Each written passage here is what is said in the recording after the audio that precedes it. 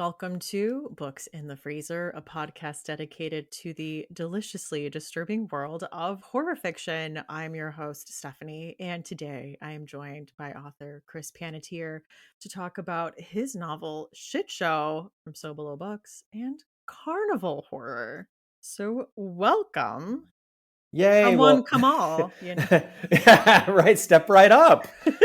Thanks for having me. I want to do the hammer game first, where the feat of strength, and suck at that. I was gonna say, what's your game plan? Are you a fair guy, So circus carnival person? yeah, that's a great question. I mean, I think they're all very strongly in the same genre. Yeah, Just yesterday was the opening of the Texas State Fair. really. I live in Dallas. It's down the street. The opening day, we always take our daughter. Like, first of all, it takes a lot to get me out of the house, okay? But she is a little party hound, and she like loves it, and so we do it for her, even though I wouldn't go. Crowds, I hate crowds. But we went for the opening day because it's like the K through sixth grade day where all the kids can go. We went. Afterwards, I will have to send you a photo. We went and played this game where you like basically have to, with a little fishing pole, like balance a Corona bottle on like a slanted piece of wood, and with a washer and a string. And the troopers, they're not carnies, they're troopers. The troopers always show you how to do it, and it looks so easy. But this one guy, he was like, look, if you do exactly what I do, you will do this. And I did it. And this particular game happened to have the biggest stuffed animals in the whole state fair.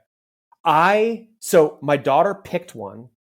This thing was a giant purple polka dot cow that is, imagine a perfect sphere, 3.5 feet in diameter.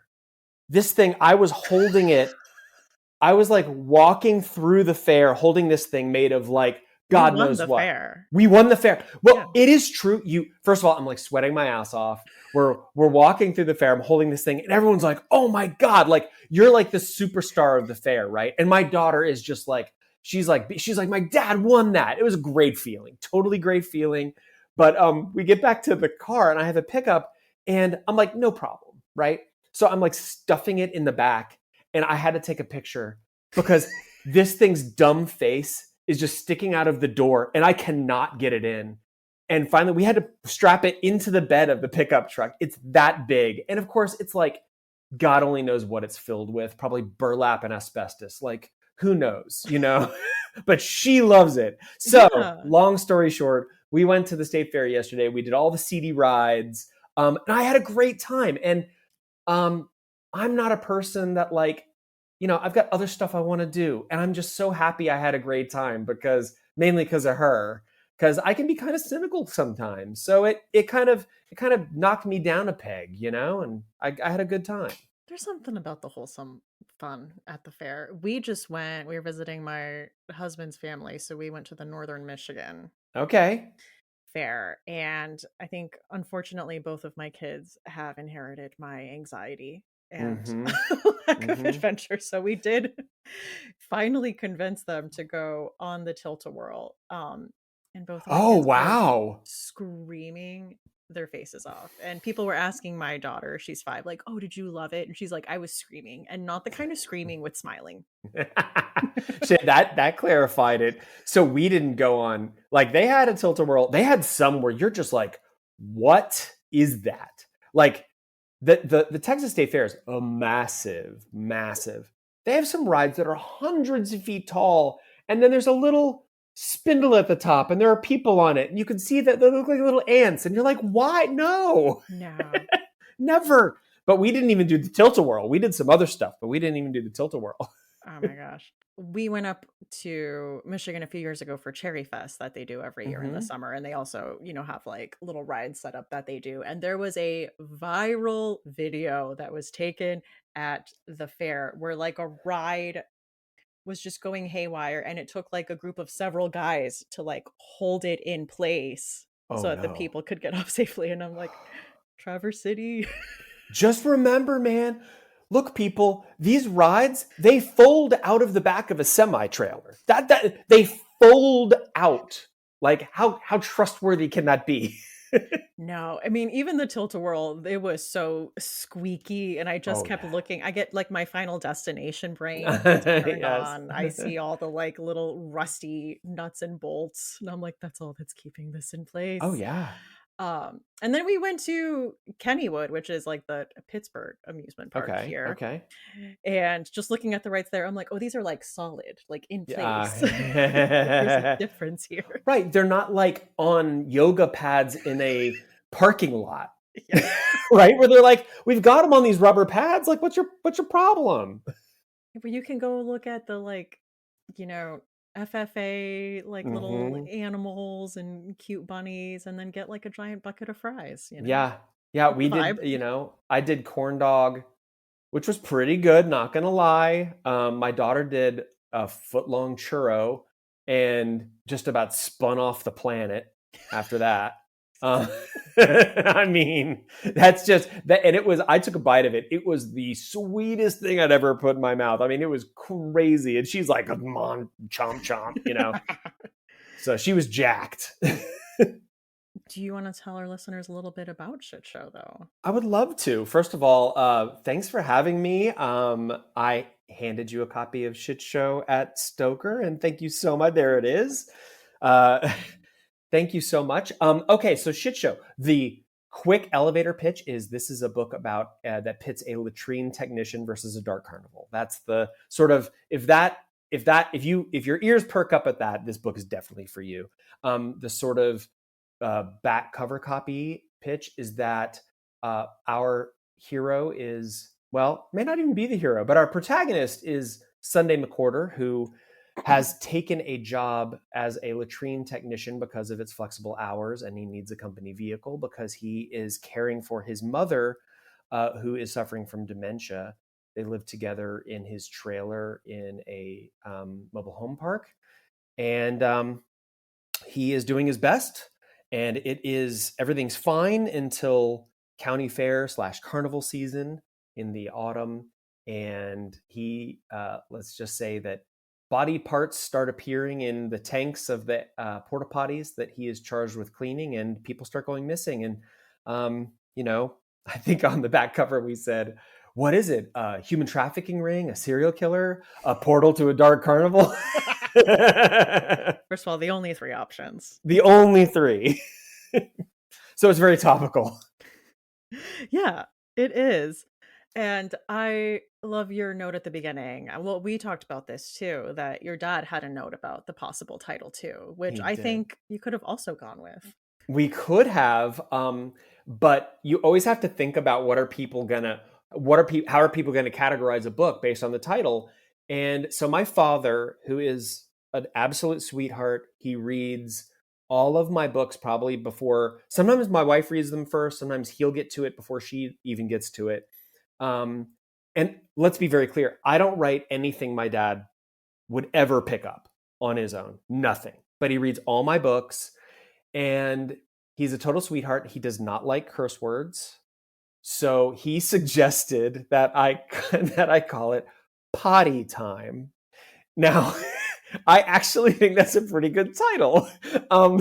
However, it might be confused as a potty training manual. I was going to say, yeah. in the SEO portion of selling books. So I went ahead and stuck with Shit Show for that reason, but also the fact that eventually someone was going to write a book called Shit Show, and I wanted it to be me. Yeah. Yeah. And it's so funny. I think going into this book, it wasn't what I expected in the best way. What did you expect? I expected it to be a lot grosser. Yeah, And like yeah. they're there. The elements are there. Like, I mean, he literally has to go through, there's only one out of a porta potty. Yeah. We are going through it. But it's not reveling in that. And I know Yeah. you mentioned that you're quite a cynical person at the start. And I was like, I don't think this is a very cynical book. Thank you. Well, Sunday was my guide. Yeah. I have realized this. I think actually it was Anna Dupree who kind of pointed out to me that he's a very uncynical protagonist. And I was like, yeah, he really is. And maybe I was maybe I was doing a little bit of my own therapy Yeah. with Sunday. It's sort of, maybe he's a little bit aspirational, because sometimes I'll come across someone like him and I'll just look at myself and go, you piece of shit. Can't you just have a brighter outlook? And so I think Sunday was that, you know? Yeah. I mean, when bullying yourself into having a positive outlook Yeah. doesn't work, I guess. Right. Well, you know what? I think when you know, at least if you're open and honest about sometimes being a little bit cynical, you can work on it, you Yeah, know? Yeah. I get that. Um, I think one of my favorite, and I mean, I'm not alone in this. I think she's grown quite a cult following. Is We Are All Here for Miss Poppy. Oh, yeah, yeah, Yeah. yeah. This is the Miss That's Poppy what. show. Yeah, heard this. We were all drinking fireballs in her honor. But you're right. I do love Sunday as a character. I mean, the love for his mom and the caretaking aspects are so central to his story. And truly a guy who is just doing what needs to be done. Like he just sees, Yeah. he's like, well, then I got to do it. Oh, it's over here. Okay, well then that's where I'm going. I'm getting in this truck and I'm going. Yeah, yeah. And he's not especially adept at a lot of these things, you know, but this is the type, when I say it's kind of aspirational, it's like, if you have something you have to do and you have no choice and you just got to do it, even if you are ill-equipped to do it, Sunday is a great example of powering through and just finding a way. Yeah. So you did mention he is a latrine technician. Is that the actual term for someone who works on porta potties? Like, what was your research like into the latrine technician Yeah. business Yeah, role? that's a great question. I'm glad you asked. So latrine technician is a term I saw. Okay. I also saw, you know, sanitation worker, you know, those types of terms. You know, I think I saw, you know, like just sanitary maintenance and things like that. But I will tell you that I did do a surprising amount of research on this whole thing, and the main thing was on the honey wagon. Yeah. So these trucks with the giant tank full of poo poo. Technical term. Technical term. So they are called honey wagons. This is the parlance for these trucks, Interesting. which is why, of course, you know, he affectionately calls his truck Honey. There is actually I did an event in Lockhart, Texas, put on by a store, a horror bookstore called Haunt Happy, which is just fantastic, run by a fellow named Chris Hoyt, who was at Stoker as well. He's incredible, and he does a lot for the horror community down there. It's just south of Austin, and the town porta potty company is called Honey Bucket. And he actually went out and put posters for Shitshow on the porta potties. Oh my God. So yes. That is marketing. That is marketing 100%. So yeah, so I did research on all the way down to what is the PSI on the pump? Is it reversible? Like, how would you unclog a clog if a potato chip bag got in there? Like, I confronted all of Sunday's everyday kind of troubleshooting he had to do in order to really, really get my teeth into this character, you know? Yeah. So I wanted to know what is someone who does this every day? What are they confronted with? You know? Yeah. There's also quite a bit of some Texas history in here. And I want to know, like, is that true? I mean, like, are these real stories? This like Dublin Red Cola? Yes. This is real? Yeah, the Dublin Red Cola bit is one of my favorite pieces of like strange Texas lore. Like, look, this state, it got problems, okay? But there is a rich history of utter craziness. Just because I think it's so big and kind of like historically ungovernable that just people do crazy shit. Like, I make reference at one point to the Monolithic Dome Institute. If you drive between Dallas and Austin, you will pass the monolithic Dome Institute. And on your left, going south, is a giant caterpillar made out of monolithic domes and a settlement where people live. Okay? So all of these things kind of give it this very kind of weird feel. It's not just like, cowboy hats and tractors, but so the Dublin thing is one of my favorite bits of Texas lore, which I detail in the book. I did all the research on it. Every bit of that is true. That, they used to bottle Dr. Pepper. There was a legal fight about, whether they would do it anymore. It got moved away from them. They just continued to do it, and changed the name. And to this day, you can get Dublin Red Cola, and it will taste surprisingly exactly like Dr. Pepper. I am obsessed with this. It seemed so specific that I'm like, I feel Yes. like this is real. And also, just like knowing Texas, this feels like a very Texas story. Yes, it is. And it's delicious, by the way. Dublin Bottling Works, man. You can get their stuff at a lot of little like highway gas stations in some of the towns as you go that direction will have Dublin cola and Dublin drinks in their coolers. So Interesting. Yeah. Does it go good with a dill pickle, like how people do like the Dr. Pepper dill pickle thing? So look, I have never tried that. I don't understand it. I love dill pickles. Love a dill pickle. I've never tried that specifically. I've never tried Dr. Pepper as it was originally intended, which was as a hot coffee substitute. Oh, God, I just remember that from Blast from the Past. Like that's Christopher Walken's character's favorite drink. Yeah. And I'm no, thank you. Yeah, that's why it's got like the on the old logos, it has the 10, 2, and 4 because you were supposed to drink it like coffee at 10 a.m., 2, and 4 p.m.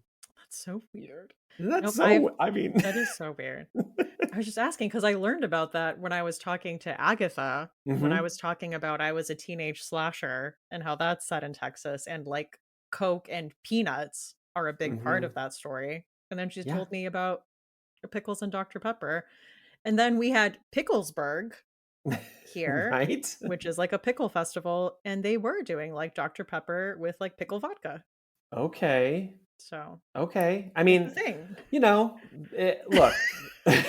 the whole, and that's like a fair or a celebration, right? And that's when people just cut loose and they're like, you know what? I'm going to take this over here and I'm going to pair it with this, and we're just going to see, and then we're going to fry it. We're going to see what happens.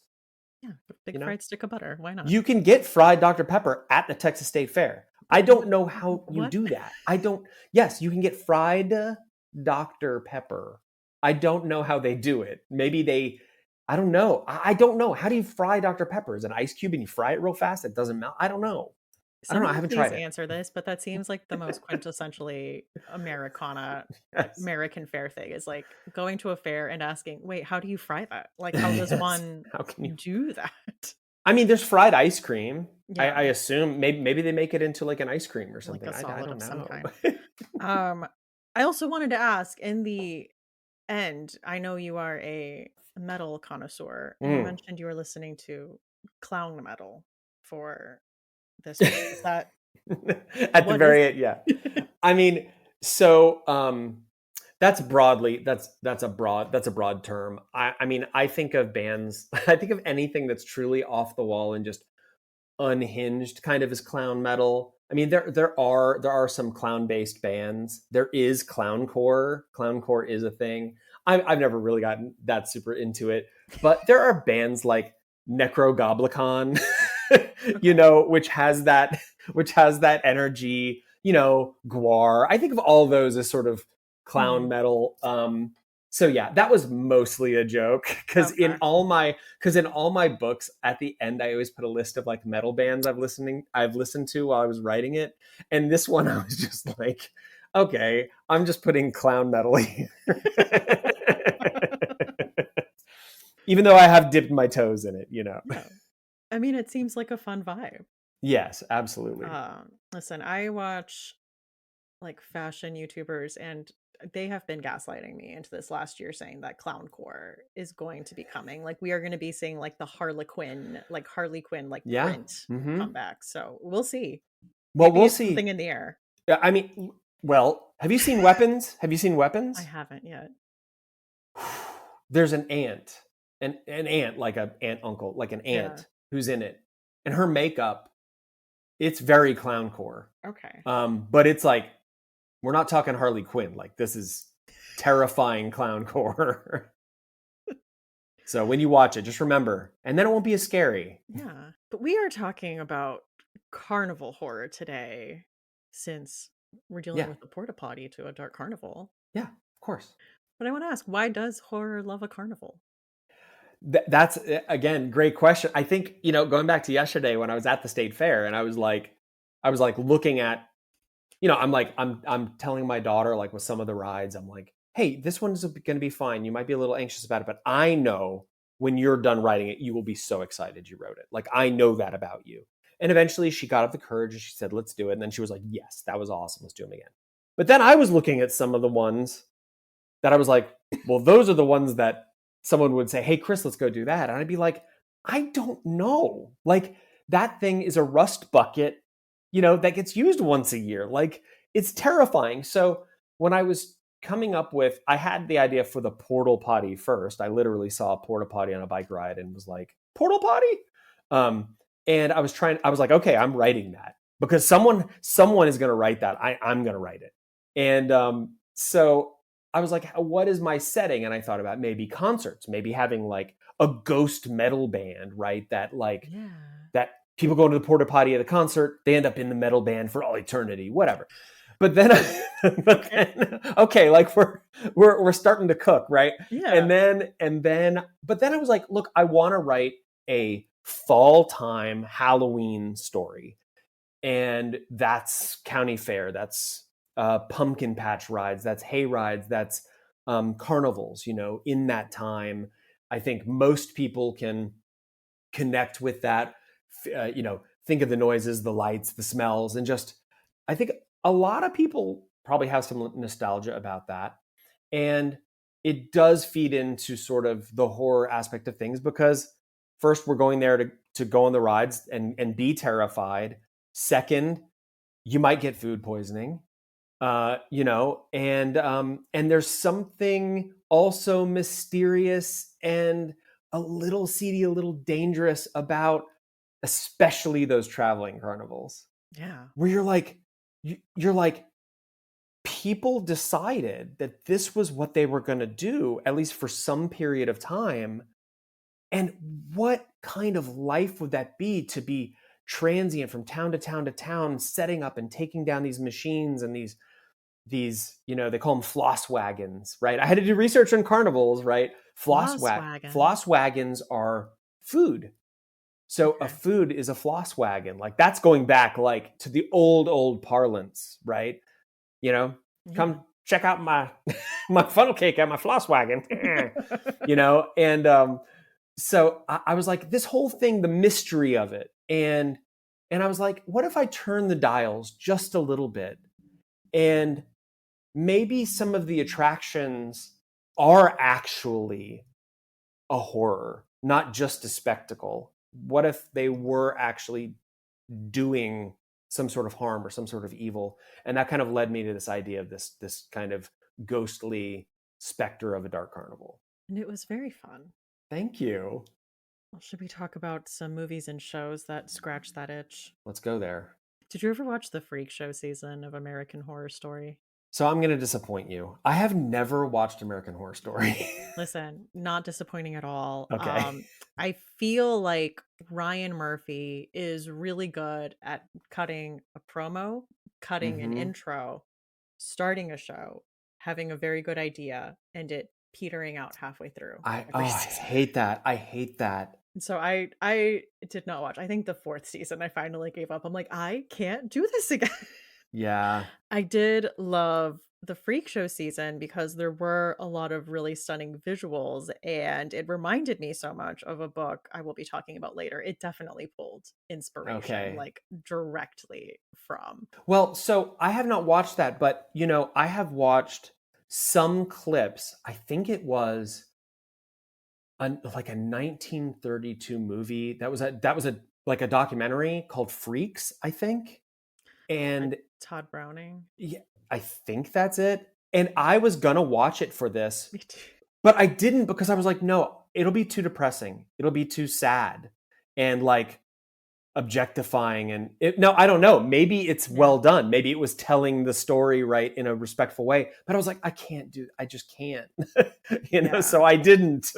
I also want to talk about one of my all-time favorites, Carnival of Souls. Have you ever watched that? Negative. Nope. Okay, well, you have to. Well, see, okay, so as I was trying to figure out, so when you told me, okay, let's do this episode, Carnival Horror, I kind of clinched up for a minute because yes, I wrote a Carnival Horror book, but I have not been a consumer of like Carnival Horror stuff. And I think the problem, and you and I talked a little bit about before the episode about how like there's a lot of it out there that's just not very good. And I think that might be one of the reasons I haven't like super got into it. But Carnival of Souls, I saw that on your list, and that was one of the few movies, or is it a movie? It's a movie, right? Yeah, that was one of the few ones that I saw people really crowing about. But I haven't had a chance to watch it. So what's that one? I would say the carnival motif is very light. I would say most of mine, I'm like, there's like memorable scenes at carnivals. Sure. But it follows it's in black and white. It was from the 60s, and you are following a woman who is in a car crash, and she gets rescued from this car crash. And it's just very psychological and dreamy as she goes to this like seaside town, and she takes this job as a church organist, and she's not religious, and like there's like a scene where like something comes over her and she starts like playing on the organ, and they're like, this is evil music, you must leave.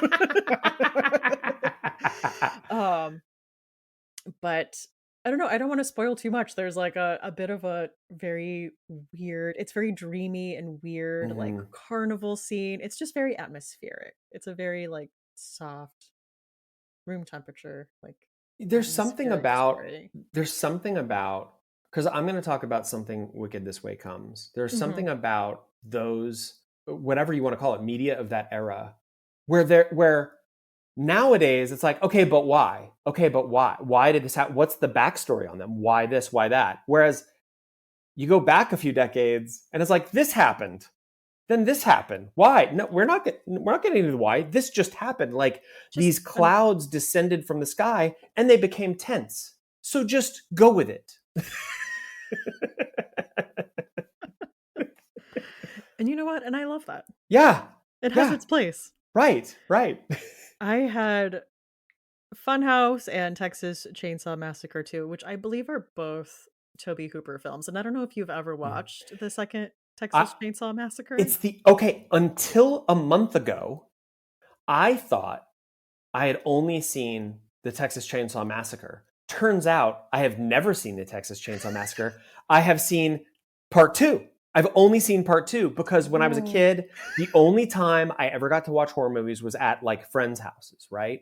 Where I'd like bullshit my parents and be like, oh, we're watching Goonies again. And it was like the worst shit you could imagine. And it was because they screened it at Dark Ink. And I was like, I was taking a nap. So I took a nap because I was like, I've seen this. And I took a nap. And then I came back afterwards. I was talking to someone like maybe Sam Rebeline. And I was like, yeah, this is the one with like Stretch, the radio host, right? And he goes, no, that's part 2. And I was like, shit. So it turns out that's what I've seen. Oh my God. It's tonally so different from the first one. The first one is a dark and serious movie. And the second one, I mean, is a little silly. Doesn't it start with like the chili competition? That's definitely the beginning. I think. Okay. I want to say it like opens up with Stretch working at the radio and getting like a call in, like a prank call of some kind. Okay, yeah. Yeah, like the cannibal chili, like it's just it's bonkers. So to think that this is your impression of the Texas Chainsaw Massacre. Massacre is for my whole me. life. Literally for my whole life. That's what I thought the Texas Chainsaw Massacre was. You're like, this movie's funny. Why is everyone freaking out about it? I was like, it's not that bad. The only thing that who will survive? What are you even talking about? Exactly. It's so funny. Like, it's just crazy how you could still go years and years and years with a complete misconception about something.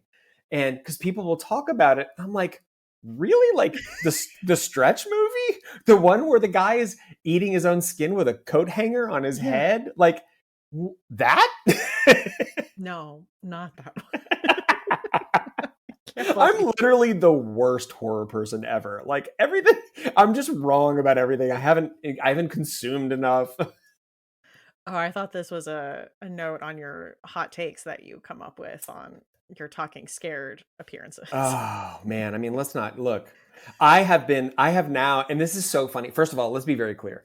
I have totally adopted this heel role on the Talking Scared thing with the Dark Tower, which now people are building it up, and I'm like, I'm not going to show up with a bad take every time. Like, I went against Everyone Loves This Fucking Muppet in the Wastelands, and I actually do too, but I felt manipulated into it. So now I have to hate him even more. And I actually, at the Darking thing, someone in the audience asked a question and they're like, you're the one that hates Oi. We're like on a panel, totally unrelated. So it's been a ton of fun. Oh my gosh. So you've carved out a reputation for that. I guess. And then speaking of Final Destination, I did have the third entry on there just because that's always the one I think of when I am at a sketchy ride at a carnival, because that is the one that opens up with the roller coaster that was off the rails. See, and that I actually know that scene, but that's the only thing I know from the movie. And I don't remember, when did that one even come out? It was a while back, right? Early aughts. Yeah. So I am trying to remember if I even that scene just really stuck with me. But I'm like, I don't know what the rest happened. Did they all die? Yeah. Like, or all but one? I think they all die. Yeah. Okay. But you know what? The Final Destination franchise does not have a lot of survivors. And I'm here for that because I'm kind of tired of the miraculously they got out, whatever. I'm like, no, just like I'm here in the movie theater. I've got my popcorn. I came for horror. Like, just kill them all, you know? And you know what? Final Destination will do that. Yeah. It always ends with the like, we finally figured out the loophole for death, and it ends on like a no, we didn't. Yeah, I think the third one is the one that has the tanning bed death scene, which I know traumatized a whole generation too. Okay, but the tanning bed came full circle, and I know you've seen this movie because I listened to you and Jocelyn talk about Frankenstein, Lisa Frankenstein. Yeah. Okay, because there is a bright side to the tanning bed. Yeah. There really is. That is, I still, that movie's been my identity ever since I saw it on a plane, by the way. Oh my God. I loved it so much. And every time I brought it out to someone who is not in horror circles, they were like, oh, yeah, I saw the preview for that. Not oh my thing. God. Oh my God. It's so like, well, all of you are great. wrong. And I can't wait for all of you to discover that years from now, but it's considered a classic. Okay. Yeah, it is. Instant classic. I need to watch that again. You told me you watched a movie for the first time. Mm-hmm. And I think people need to hear about this experience. Oh, House of a Thousand Corpses. Yeah. I watched it earlier this week.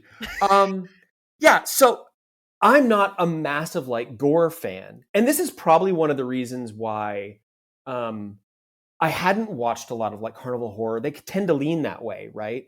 And then of course I write this book, and it's, Shitshow has legit gore, but I don't linger on it for a long time. Yeah. It kind of happens. It does the job it's supposed to do, and then whatever. But yeah, I've never seen House of a Thousand Corpses. I kind of buckled down for it. Like, I made sure to watch it during the day because I'm a little chicken, and I was ready. I was like, okay, like everything I've seen of like Devil's Rejects, all of this stuff that Rob Zombie does, I'm like, oh, this is going to be brutal. It was such a clown fest. It wasn't scary at all. I actually kind of had a great time. And the thing that kind of blew me away about it, so House of Thousand Corpses, for those who have not seen, is it probably is a little bit of a nod to Chainsaw, but it's basically this group of, I don't know, young people. They're not teenagers. They're like in their 20s or whatever, 20s or early 30s. And they're out doing they're trying to do like research for like roadside attractions. And they come to this one, which here's where we meet the clown. There's this guy named Captain Spaulding, who's kind of become like a cult hero. He runs like a gas station and attraction place with fried chicken. It's like hands you your bag of fried chicken when you're done. And he's kind of a charming guy. And they ask him about this local legend, about this. I mean, talk about unimaginative. Like, Rob Zombie, you're a creative. Like, you couldn't come up with something better than Dr. Satan. But then again, it's very much in the tradition of like B-movie horror movies, right? Is kind of the campy names, right? And so Spaulding is like, oh yeah, here's a map. Here's where it is. And it all goes to shit from there. They end up at this house with this very strange family, and some of their associates, and they end up mostly getting butchered and either, carved into art or vivisected. But none of it made me go, oh, poor Chris. I was just kind of giggling for most of it. It was very campy, but the thing that is best about it, and the reason I think everyone should watch it, is we have Chris Hardwick from MTV's The Grind is in it. We have Rainn Wilson. Yep. Pre-Office Rainn Wilson, and a shiny-toothed Walton Goggins. And he plays a cop. It is just a hoot. And that's really all there is to say about it. I mean, yeah, I would throw this on at a party or something if you've got horror friends there. You don't even need to pay attention to it. But it's just fun, and it's just kind of funny to see these actors who, from other things, especially, you talk about someone like Rainn Wilson or like Walton Goggins, who's like massive now, and he plays this cop. And by the way, look, he dies. They all die. But his death, there is a scene. His death, it is not gruesome.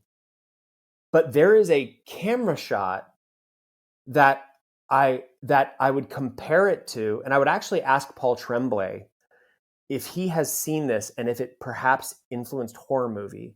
There is so have you read Horror Movie? I have. Okay. So about like the drawn out jump scare scene.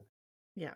There is a drawn out execution in this that actually had me going, oh, this is like getting uncomfortable. And I'm not talking about drawn out execution like slowly suffering. A drawn out execution of when is it going to happen?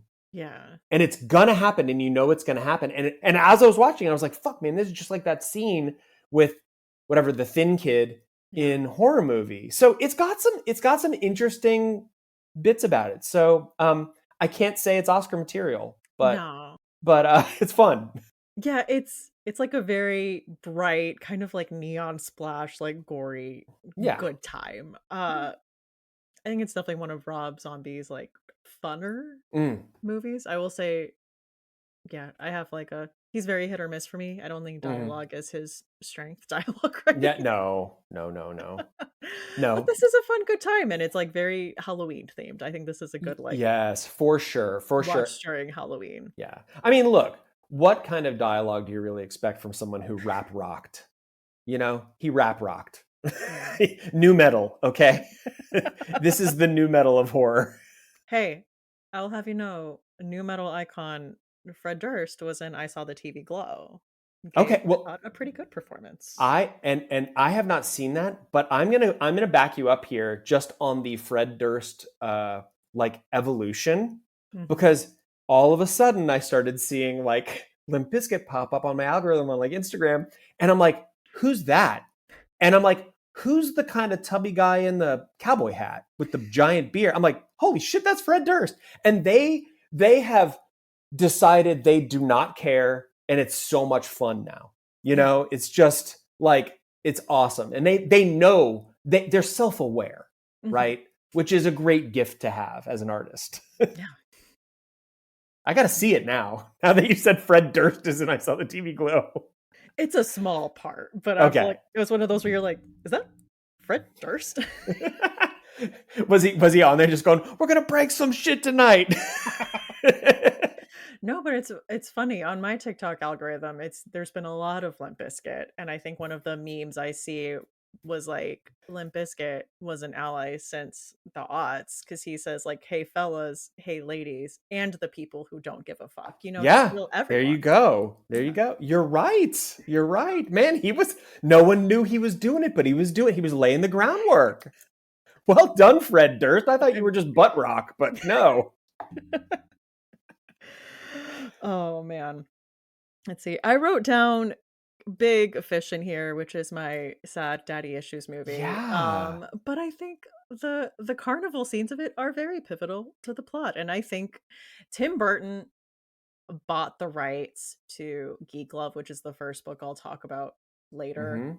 And so I'm like, I know you've always wanted to do this kind of thing. So I think Big Fish is as close as we're ever going to get to having a Tim Burton Geek Love.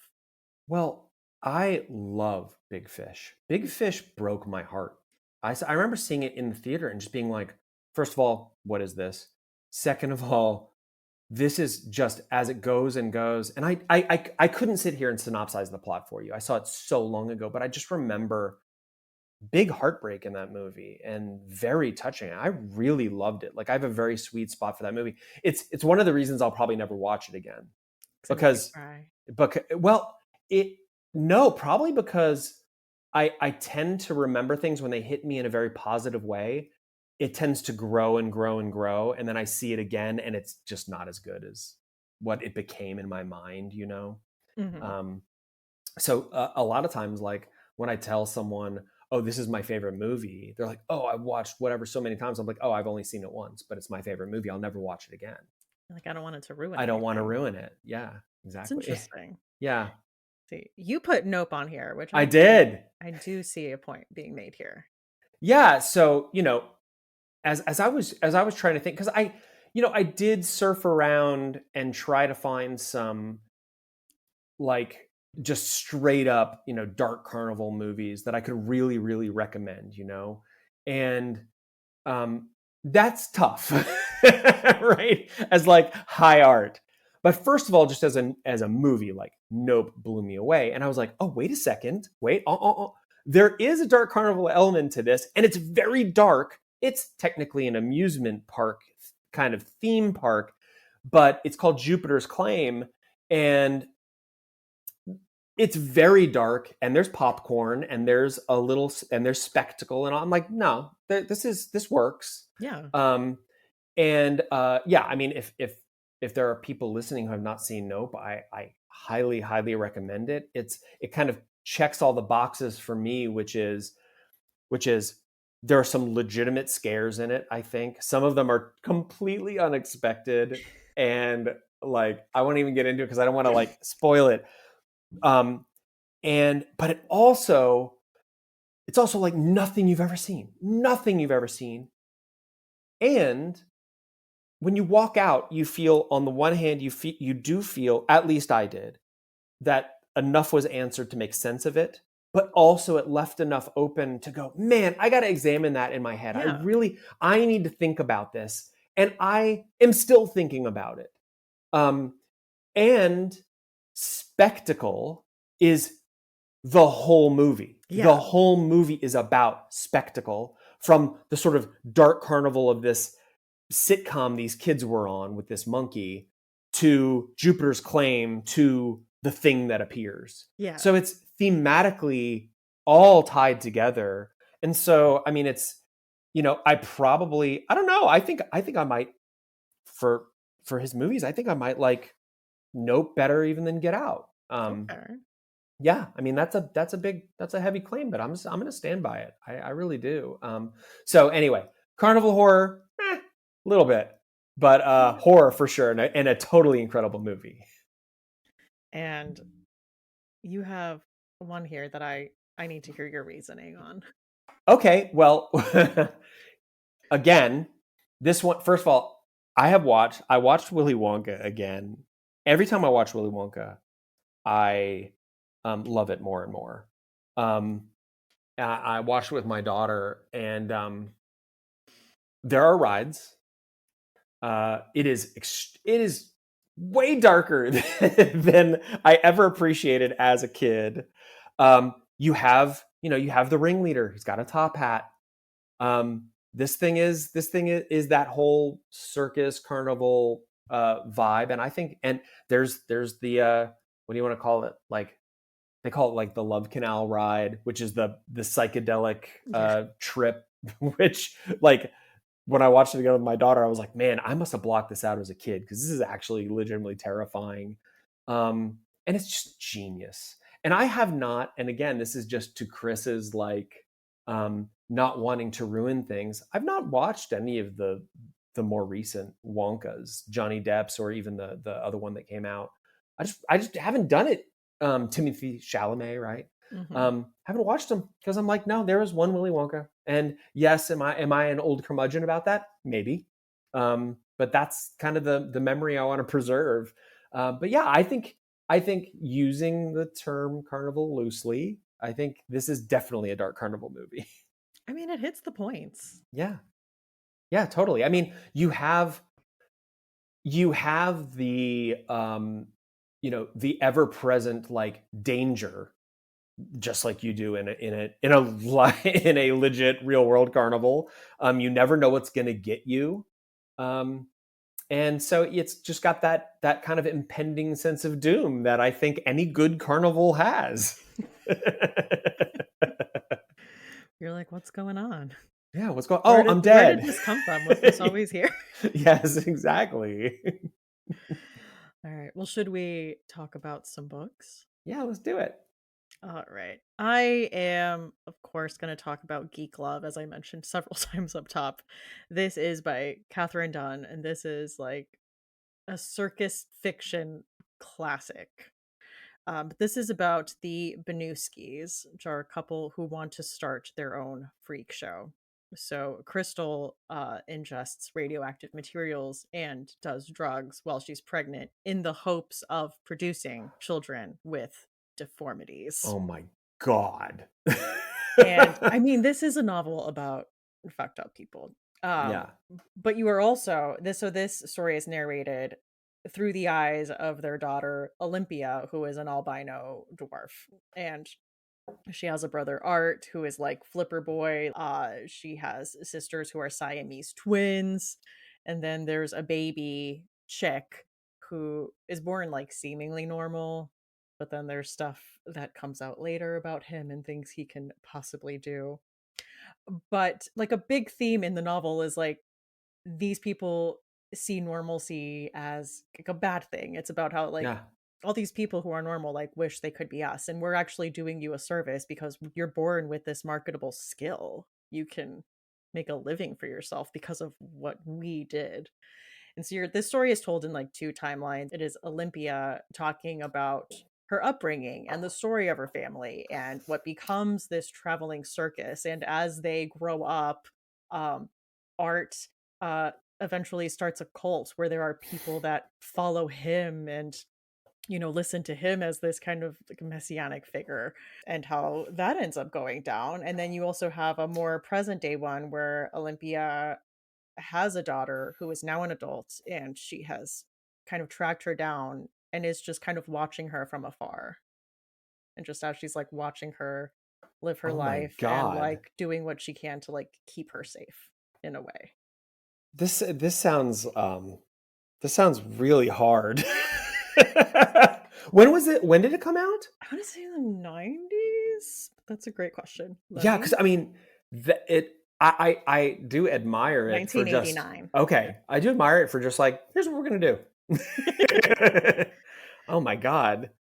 Yeah, but this is one that I feel like people have talked about adapting. And I was saying in Freak Show, just with the characters, they had like a Flipper Boy, they had Yeah. Siamese twins, they had like these archetypes. So I'm like, I definitely see that you're pulling from this source Right. material Okay. unofficially.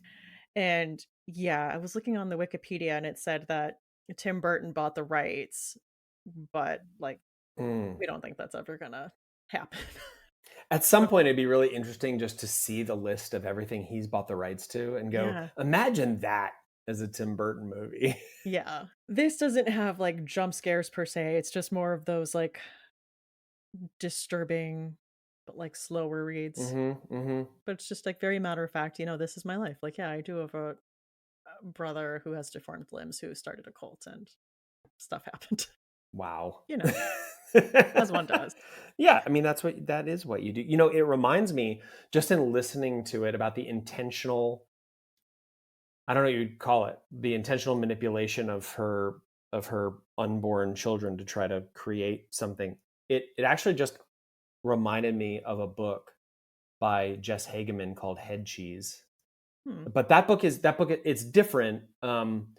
You could actually probably call it in some ways a dark carnival, but it's about people with body integrity identity disorder, which is folks who do not feel complete until part of their body has been taken off. Yeah. So it's an amputation. You could call it a fetish, but it's a legitimate, like, recognized condition. She wrote this novel about it in 2018, and it's like brutal. She's got another book coming out called Mother Eating from Ghoulish in October. And if you ever read that or anything by Jess, you just have to like buckle down, like buckle, wear all the buckles. Okay. But that was Or just when you were talking about it, that just kind of reminded me of that because it was this intentional introduction of things to actually change your body. Yeah. yeah. Well, also you're on the right track because that is part of Artie's cult that he Oh, cultivates. so there we go. Okay, okay, So that man. is Geek Love by Katherine Dunn. Okay. Do I go now? Yeah. Okay, so my first is quite an obvious pick for books. It's Something Wicked This Way Comes by Ray Bradbury. This was 1962, I think. I was doing some background reading on it. And just the short synopsis for those who don't know, this was new to me. I had never read it. I think it was written in 1962. So again, like I mentioned earlier, there is some just like, hey, this happened, and then this happened, and then this happened. But it's so good. It's so beautiful. Like his writing is so beautiful, and it's also very grounded. Even though a lot is told from, well, I mean, just about all of it is kind of told through the eyes of the children.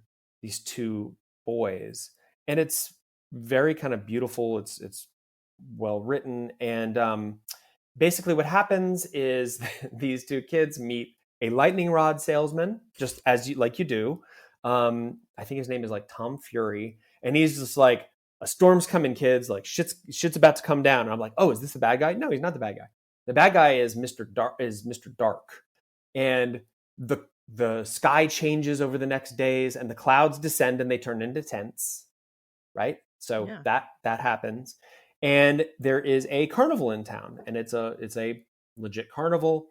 There's some creepy things happening, and the kids, being kids, do a lot of spying, and there's this carousel, and the carousel, when it runs backwards, if you are riding on it, you get younger, and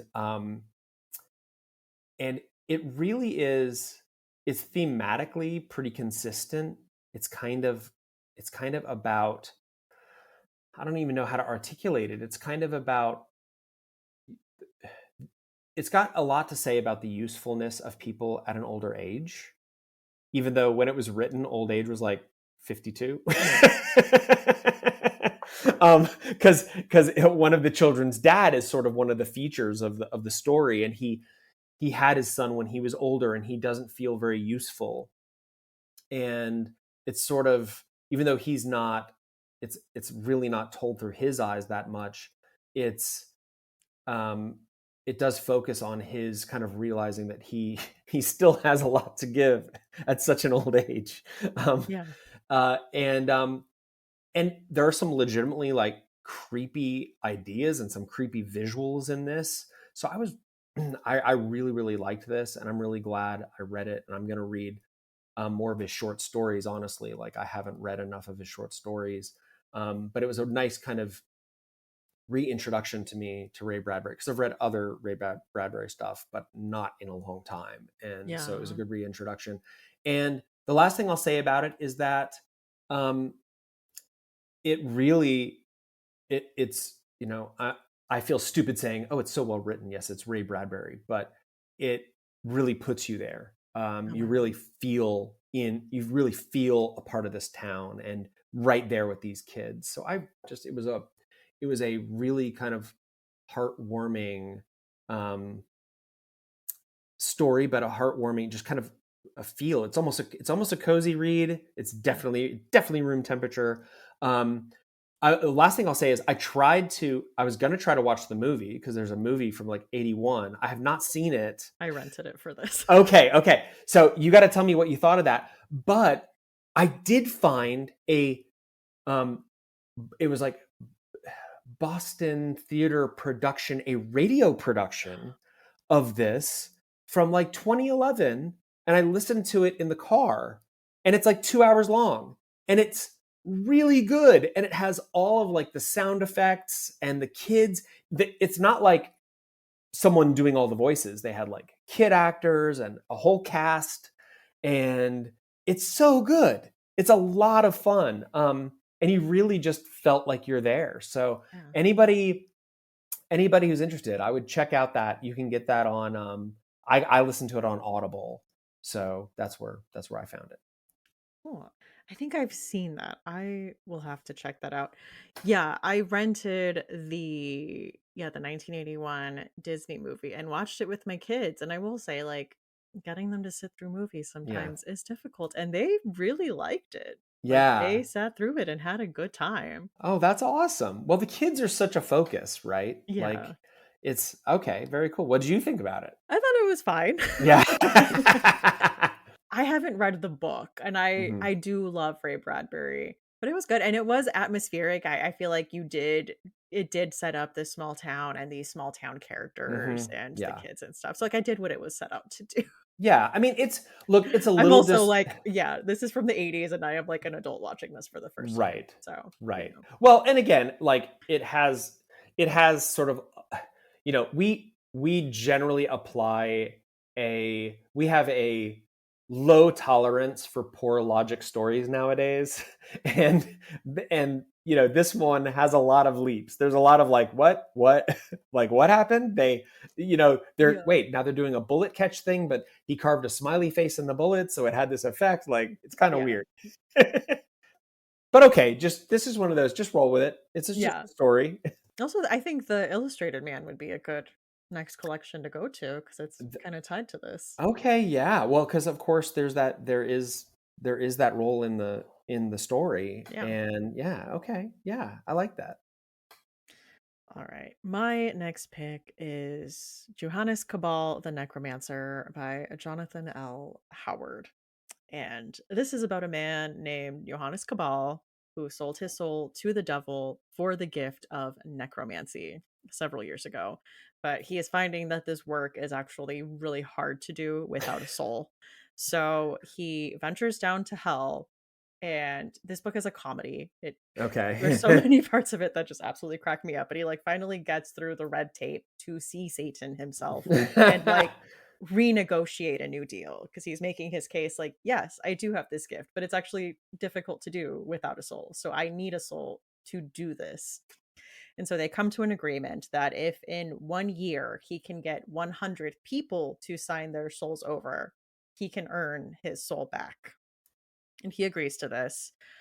And Satan lets him use a demonic carnival to lure people in to Love get it. them Love it. to sign their Yeah. souls over. And he's like immediately on it. He like resurrects his brother to like help him do his bidding. And they like work together as this like soul catching team. I will say the humor in here felt to me like very Monty Python-esque. I Mhm. will read some quotes. Not entirely fair. His voice became that of an inferno, a rushing, booming howl of icy evil that flew around the great cavern, as swift and cold as the Wendigo on skates. I am Satan, also called Lucifer the Light Bearer. Cabal winced. What was it about devils that they always had to give you their whole family history? I was cast down from the presence of God himself into this dark, sulphurous pit and condemned to spend eternity here. Have you tried saying sorry? Interrupted Cabal. No, I haven't. I was set down here for a sin of pride, and it rather undermines my position if I say sorry. Okay, I'm here for that. I mean, I think that's awesome. And then I had one more that this is just the type of humor you're in for. I don't believe they noticed I had murdered them. I really don't. They just seemed faintly put out, as if it were a bit of bad luck, an act of God. Oh, my carotid artery has been severed with an open razor. I knew I should have cut down on greasy foods. Botheration, I am being belabored with a 14th century battle axe. What are the odds, eh? Just like, that's the type. Belabored. I'm being belabored. Okay. Um, so this was a fun one. I had a good time with this. That is Johannes Cabal the Necromancer by Jonathan L. Howard, and it's dry British humor. Okay. So I'm gonna go to talk about next. I'm gonna do Hide by Kiersten White. So this is again like I went to lists. I was like, best carnival horror books, right? And I went to the list and I saw these lists, and this one like had a ton of people that had read it, and it had like a high rating, and it had a great cover. And so someone actually recommended it to me as well. So I went and I read this one, and the setup here is it's a very cool conceit. I really like the conceit of this, which is that there are a series of people who have basically gotten onto this game show. They think it's a game show. They think maybe it's the beta test for the game show. That's why they don't like see an audience or a bunch of cameras, but they really think they're gonna get famous or they're gonna win the prize and whatever. And basically, the premise is that there are 14 of them. They're all young adults. And one caveat to the book is it reads very much like young adult. I don't think it's categorized as young adult, but it kind of reads that way. And so they're all competing, and they all have various levels of distress in their life that have kind of driven them to this point. And the whole thing is it's hide and seek in a old abandoned amusement park, which I'm here for that. That's like a great conceit. I like that. And every day, all 14 go into the park, and every day, two of them disappear. Two of them do not come back, and they are supposed to hide, just go find a hiding place, and then come back to headquarters when the sun goes down. And of course, the big mystery is what is happening to them? Are they being just taken out of the game?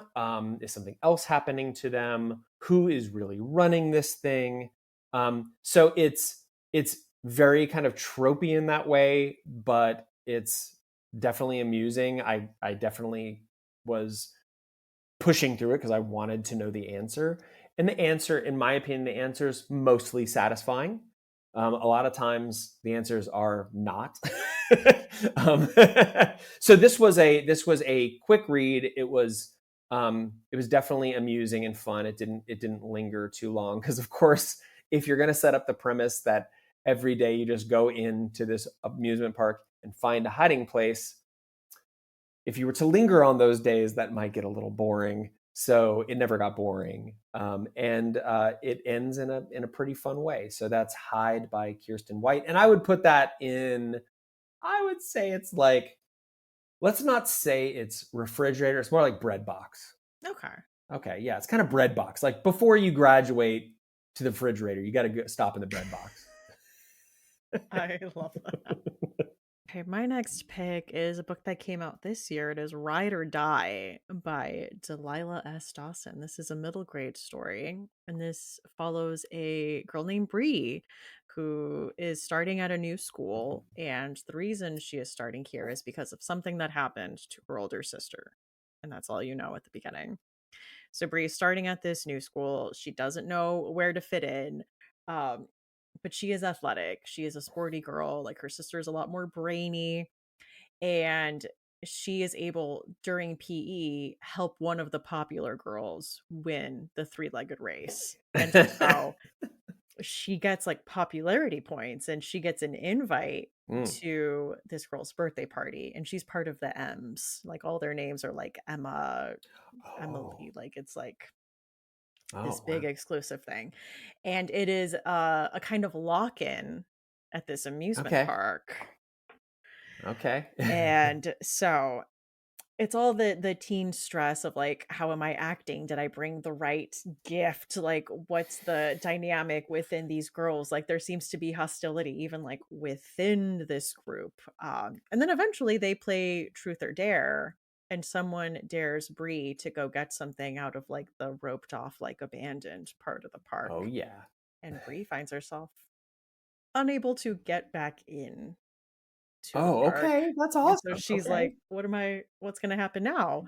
Until she runs into a group of like older teens who kind of like take her under their wing, but she might not be alone there. There might be something that has awakened. Okay, this sounds like a perfect companion to Hyde, Yeah. honestly. It feels like back-to-back reads. That's Yeah, awesome. I could Yeah. see that. But this was a ton of fun, and I do love the way in middle grade that it does truly speak to like the anxieties of being that age, of like all the unspoken rules about fitting in that like you worry that other people just know, and you're like, I don't, Yeah. how do people just know that? And peer pressure, and being strong enough to like stand on your own, but not necessarily being like a straight up like morality tale. Like there's also like a haunted amusement park that she Yeah, ends up right. being in. Right. Uh, It's not just am I in the right group or how do I stay yeah. in this group or whatever. It's, oh, there's a demon. Yeah. I am running for my life. So that was a ton of fun. I would say if you are a middle grade person, probably a fridge read. Okay. Yeah. And that is Ride or Die. And I also love the title Ride or Die as like a best friend that's always going to be there, but also like ride or die, Ride you or die. know? A choice. Hmm. Ride or die. It is a choice. Yeah. So I love that. Yeah, Ride or Die by Delilah S. Dawson. She's awesome. I really like her.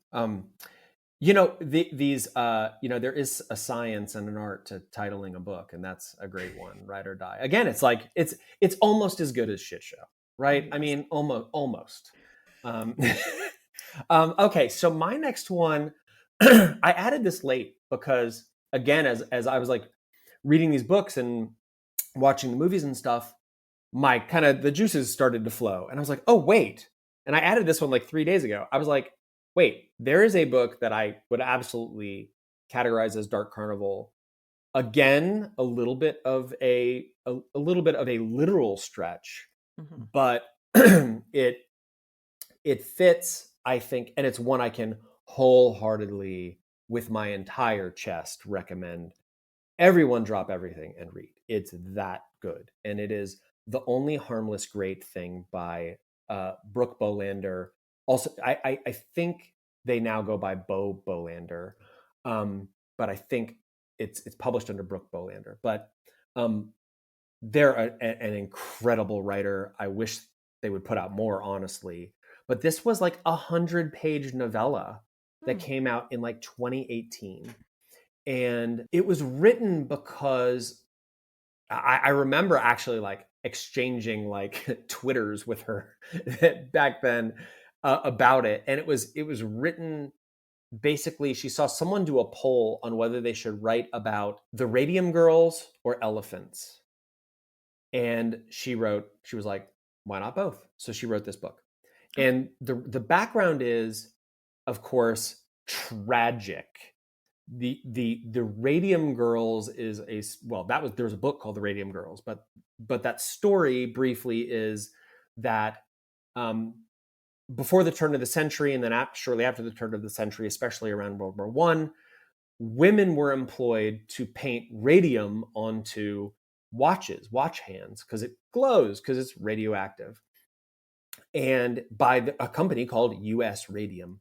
And I'm a painter and I know some techniques, and they were told to get the best point on their brushes to do what's called lip pointing, and lip pointing is literally putting the brush between your lips repeatedly to get a fine point and then draw on the radium. So they're ingesting this radium.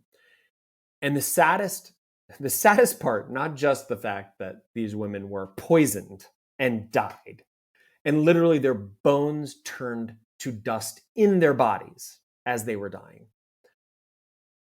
But the men who ran the company knew what the danger was. They stayed in an office with lead aprons on, and they knew they were just slowly killing all these women. And they told them, because if you ingest enough radium, you start to glow. You literally start to glow. It is in your blood. You look in a mirror and you will go, why am I glowing? And they were told it's because it makes you more healthy. So starting with that horror, that real world horror, what Bolander does is she tells an alternative history of US radium. The premise being that because the human beings were dying and were suing the company, that the company decided to employ elephants to do this job. And that elephants had been taught sign language, they're very intelligent, and that they were the ones using the radium to paint. They're very articulate with their trunks, and they were the ones painting these watches. And it is utterly gorgeous, this story. Like, I haven't read it in 5 years, because we all know I don't reread things. I have not read it in 7 years since it came out. And it has stuck with me that long. It is utterly gut-wrenching. It is beautiful. And it has comeuppance, which is like my favorite thing, yes. my favorite thing in the world. And so it follows our main character, Topsy the elephant, who has been taken out of basically circus carnival use and brought into US radium to paint radium onto watches. And I'll just leave it there. I think that the real history of this is Freezer. Okay. Is the book scary? No. Is it terrifying? Yes. Okay. So as far as like scares, totally room temperature. As far as like shutting the book and going, what the fuck kind of world do I live in? Utterly in the freezer, the deep freeze, the deepest freeze you can imagine. But I cannot recommend this book enough. So that's The Only Harmless Great Thing by Bolander. Oh, I am looking that up. That sounds so interesting. It's so good. It's 100 pages. Like, just crush it in an hour or two. It's so good. I mean, the Radium Girls are so tragic. Oh my God. It's just, it's utterly heartbreaking. Yeah. Well, I did have a honorable mention I wanted to shout out. Which Okay, is let's go. A crime novel. Okay.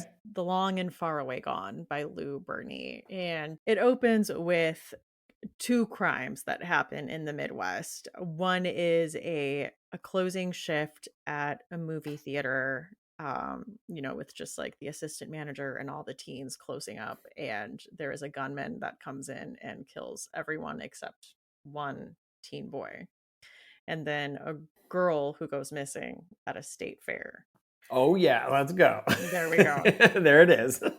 There it is. And so you are following the now teen boy who is an adult. Now he is an investigator, and he has obviously always been haunted by this traumatic event. He finds himself teamed up with the sister of the girl who went missing, who has also been haunted by this event.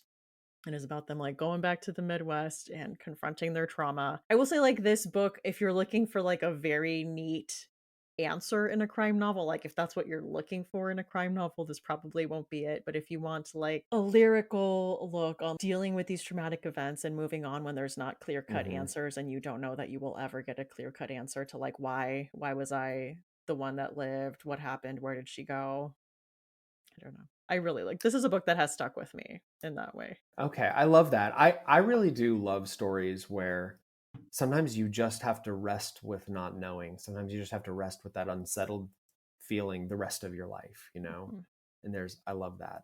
That's very cool. Or that the answer you get is just not satisfying. This crime has been built up in your head for decades, and you finally get the answer, and it's like, oh, it's just that this whole time. It wasn't some grand thing, maybe. I have an honorable mention. Can I give an Okay. honorable Of mention? course. So there is a book. This is a true story book. This is not a novel. So I'm really breaking the rules here. Oh, go for It it. is Devil in the White City by Erik Larson. I think Yeah. this came out in '03. This is a it's a dual kind of dual plot. I don't even know what you would call it, but two stories. One story is about the World's Fair. I think it was 1893 in Chicago, Hmm. uh, and one is about this doctor who comes to Chicago and buys a whole Yeah. building, and the doctor is a serial killer, and at the same time, the city is trying to outdo Paris, who the year before unveiled the Eiffel Tower, and so they need their big thing. And the stuff about them trying to build this massive World's Fair on basically swampland is astoundingly interesting and fascinating. Like, I never thought I would be so rapt reading about how you build foundations on mud. And it's fascinating, and how they built these colossus structures Hmm. basically out of like hay and clay, and they look like real buildings. So that was the whole thing, is like, to build this stuff really really really fast, they basically built them. They look perfect. They look like Roman architecture, the way they're finished, and they're so massive, but they're literally designed to fall apart in like a year. And so they build all this stuff up, and as all of this is going on, this doctor is come to town, and this is the stuff the doctor does is freezer all the way. He's a serial killer. His building that he buys, this really happened. He basically turned it into a maze with like secret rooms and doors that don't open. And he offered, very reasonable room and board prices to young women. And of course, he had a giant furnace boiler in the basement. So those pieces are terrifying. Erik Larson studied the women. Like, you get to know the women who came to Chicago to make it around the World's Fair, and maybe find a job, and Chicago was the next big thing, and to end up in this guy's building. Yeah. So that is pure horror. And then you it swaps back and forth, and then you're like, oh, I'm at the World's Fair and I'm learning about architecture and red tape, municipal red tape. So that book is just thrilling, and half of it is totally room temperature and half of it is freezer, I would say. I love that.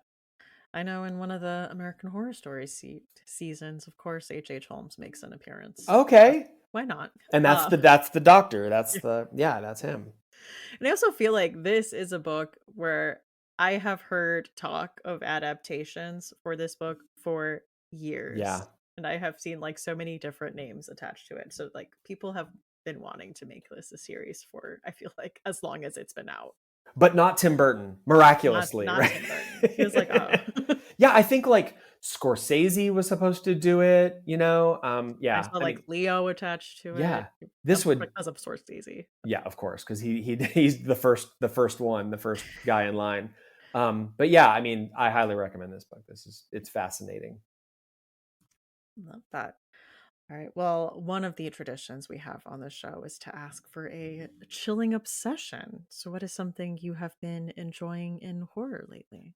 Ah, So I uh, started watching Alien Earth. I watched the whole first season, and I'm pretty into Alien. I couldn't tell you which of the Alien versus Predator movies is the best. Don't really care, but I really love Alien, and I'm a unapologetic Prometheus Okay. fanboy. Um, you know, Go ahead, slide into my DMs. I'll fight you. But but I didn't know what to think about Alien Earth, and man, I absolutely loved it. I loved it, and my kind of obsession is every episode, my wife and I would turn to each other and go, the aliens aside, we just go to each other. This is how Earth is going to turn out. it's going to be just parceled out by corporations, like 100%. That's where we're headed right now. Like, yeah. I think with no hyperbole, if something doesn't change, the governments are just going to be in service to corporations. And like, science fiction is really good at predicting the future, really, really good at it. And so that's why it's actually terrifying. And that's why I'm so obsessed with it. On the one hand, it's so good and I really love it. And there's Eyeball Queen in it. I don't know what her actual name is, but there's our little eyeball creature and she's just the best. And I think they did a really brave thing by not just making this about a xenomorph stalking people. They really told the other side of this, and it's not freezer. It's like there's some refrigerator moments for sure, and maybe some borderline like put it into chill for a few minutes type situations. But the story itself, I'm just really loving. So I'm pretty obsessed with this. What is it about, actually?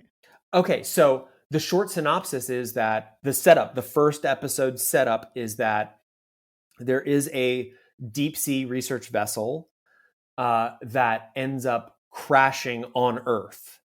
And the reasons why it crashes, like you start to see that come together. It does a really good job of sort of flashbacking us and then telling the whole stories in a really high quality way. I mean, there are some episodes that I saw some people sort of hyperbolically saying, oh, episode 5 is the third best Alien movie ever.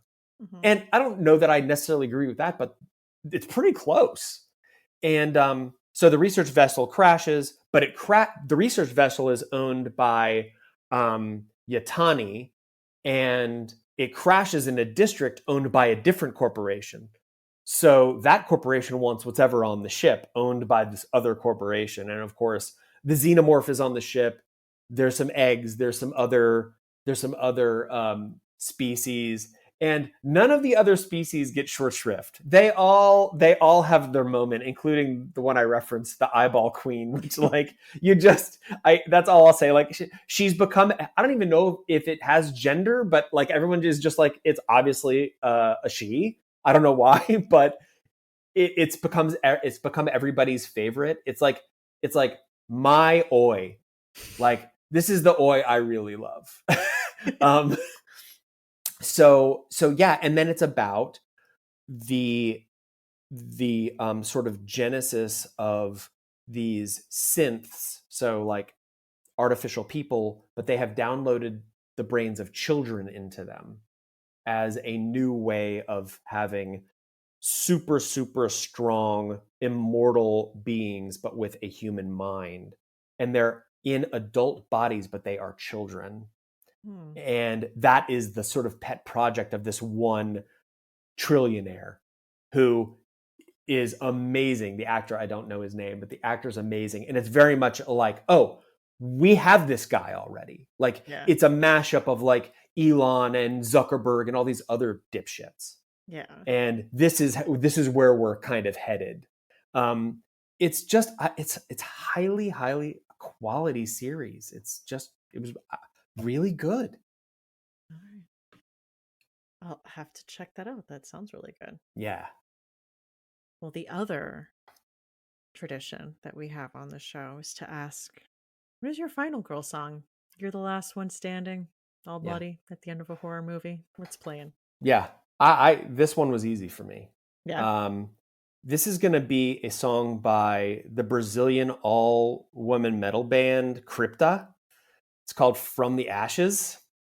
Okay. And this song, I mean, it just fucking crushes. This song, it absolutely fucking crushes. Like just thinking about it, I'm just ready to kill. I'm so ready. The lead singer, she holds these like, they're death metal. She holds like these gutturals for like 30 seconds. I don't even know how she does it, but she's a fucking maniac. And I saw them live in Dallas, and I'm in love with them. I can't get enough of them. They're so good. They've toured the US like 2 or 3 times. So like if you have a chance to catch Crypta, like do it. And that song, listen to that song. Like, and it's not just like they're death metal, but highly, in some places, like highly melodic, really good hooks. And yeah, that song just is a blast. I would be an undefeatable final girl if that music was the soundtrack. You're like, I can take them. Just I can do it. Just play it. love that. I will have to check that out. That sounds really good. Oh, for sure. I bet Jocelyn knows them. Probably. Probably. She's a metalhead. Yeah. All right. Well, I will add that to the playlist. Yeah. Chris, thank you so much for coming on here today and talking to me about carnival horror and Shitshow. Surprisingly heartwarming story about porta potties. I And am so carnivals. glad. I'm so glad you found that heartwarming. I was hoping people would see that in the story, but thank you so Listen, much for having me. of course. Books in the Freezer is a bi-weekly podcast. We post episodes every other Tuesday. You can find us on Instagram, Threads, Blue Sky, and TikTok at Books in the Freezer, or send us an email at booksinthefreezer@gmail.com. Show notes for this episode are listed in the podcast description and at booksinthefreezer.com. And if you are considering supporting the podcast, please check out patreon.com/booksinthefreezer and consider joining our Patreon community. There are all kinds of perks there, like early episode releases and access to the new Fear Street series, The House at the End of Fear Street, where we are reading through all of the Fear Street books, and it has been a blast there. So again, that is at patreon.com/booksinthefreezer. I have been your host, Stephanie Gagne. Thank you so much for listening, and see you next time on Books in the Freezer.